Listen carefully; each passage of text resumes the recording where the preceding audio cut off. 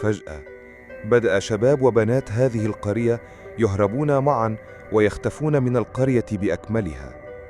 عائلتهم تبرأت منهم بسبب ما سمي بقضايا الشرف، لكن الغريب أن عدد الهاربين ازداد بشكل غير طبيعي، واكتشف أهل القرية أمرا غامضا ومرعبا وراء هذه الاختفاءات. صباح الخير أصدقائي، كيف حالكم جميعا؟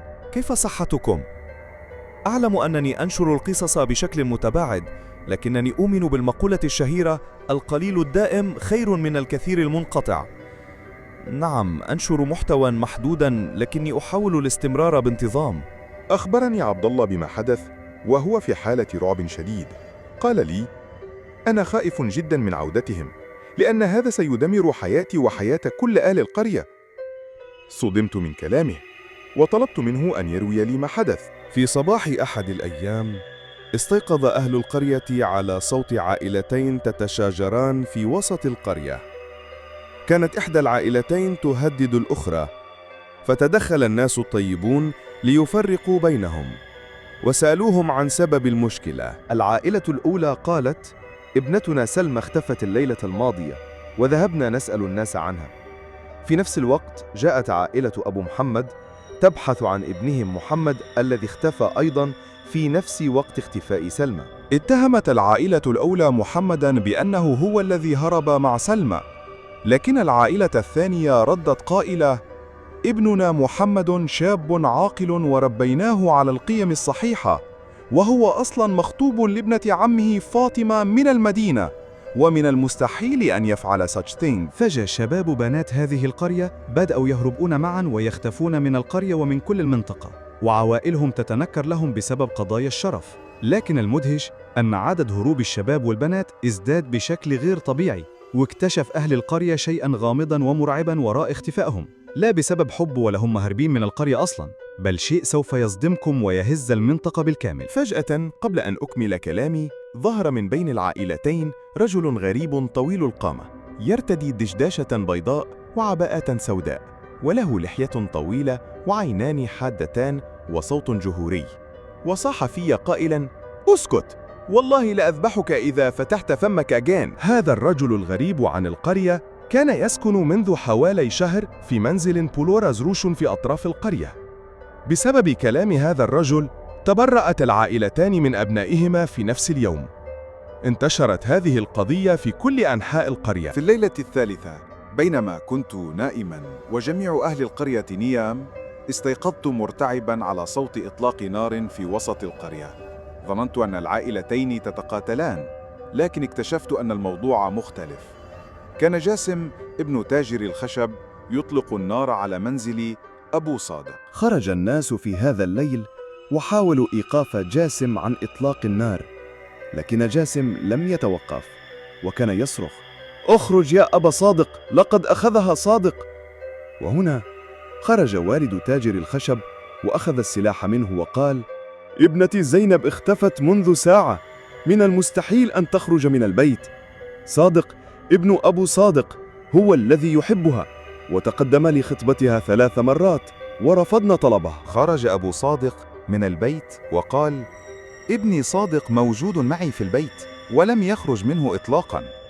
هنا بدأ الجميع ينظرون إلى بعضهم البعض في صدمة وحيرة، وفجأة سمعنا أن عائلة المحسن ابنهم مصطفى قد اختفى هو أيضا من البيت. نشب شجار بين أبو جاسم وأبو مصطفى وتحول إلى عراك عنيف. أخذت السلاح وأخفيته خلف أحد المنازل. وسط هذه الفوضى فجأة ظهر صوت قوي كالسيف القاطع. ظهر نفس الشيخ ذو الملامح الحادة واللحية الكثيفة. وقف الرجل بين الناس وقال: تتقاتلون وتريدون أن يذبح بعضكم بعضا؟ كلكم سوف تقتلون. أتقتلون بعضكم على أولاد مستهترين؟ لعب الشيطان بعقولهم وخانوا أسماءكم ودنسوا أعراضكم. الشرف لا يحفظ بالخصومات والدماء، الشرف يحفظ بالتبري. بعد أن قال هذه الكلمات اقتنع الجميع بكلامه، وفي نفس اليوم تبرأت العائلات من أبنائها. قلت في نفسي: هناك شيء مريب يحدث. الأمر ليس مجرد بنت وشاب يحبان بعضهما ويهربان من القرية، بل هناك شيء غامض. قررت أنا وابن عمي أن نراقب منزل هذا الشيخ الموجود في نهاية القرية. في الليل ذهبنا معا إلى أطراف القرية واختبأنا بهايند تل قرب منزل الشيخ.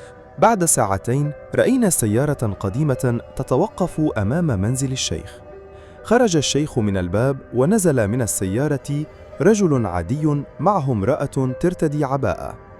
دخلوا منزل الشيخ وأغلقوا الباب. بعد حوالي ربع ساعة خرج الرجل وجلس في السيارة وحده. بعد 10 دقائق فجأة خرجت المرأة من منزل الشيخ وهي تركض نحو القرية مرتعبة وتصرخ: أنقذوني! أنا زينب ابنة أبو جاسم. خرج الشيخ شبه عاري يركض وراء هذه الفتاة ويصرخ عليها. خرجنا أنا وابن عمي من بيهايند التل وركضنا نحوها. رآنا الشيخ فرجع وركض نحو السيارة وهرب. وصلنا إلى الفتاة وإذا بها حقا زينب ابنة أبو جاسم تاجر الخشب في حالة انهيار تام وتبكي. عدنا إلى القرية وزينب بين أيدينا.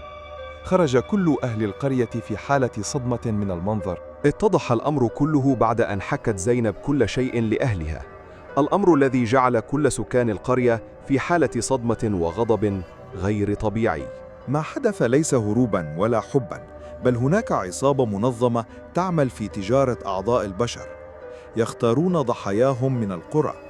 في ليلة واحدة يخطفون شابا وبنتا من القرية. عندما يعلم أهل القرية أن شابا وبنتا اختفيا في نفس اللحظة وفي الليل، يعتقدون أنهما يحبان بعضهما وهربا من القرية.